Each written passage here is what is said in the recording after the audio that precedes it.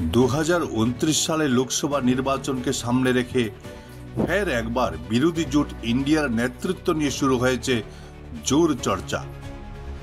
বিহারের বিরোধী দলনেতা তথা আরজেডি নেতা তেজস্বী যাদব সরাসরি কংগ্রেস সাংসদ রাহুল গান্ধীর নাম প্রস্তাব করে জানান, আমাদের মহাজোটকে সরকারে আনুন, আমরা রাহুল গান্ধীকে প্রধানমন্ত্রী করব।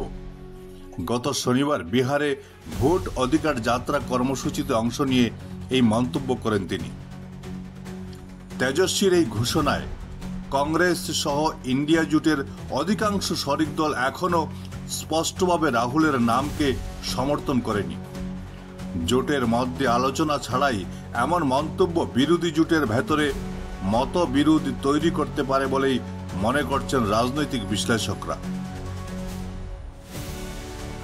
রাজনৈতিক মহলের একাংশের ব্যাখ্যা, 2014 এবং 2019 সালে লোকসভা নির্বাচনে রাহুল গান্ধীর নেতৃত্বে পরাজয়ের অভিজ্ঞতা থাকায় বিরোধী জোটের সব শরিক দল রাহুলকে সামনে রেখে লড়াই করতে আগ্রহী নয়।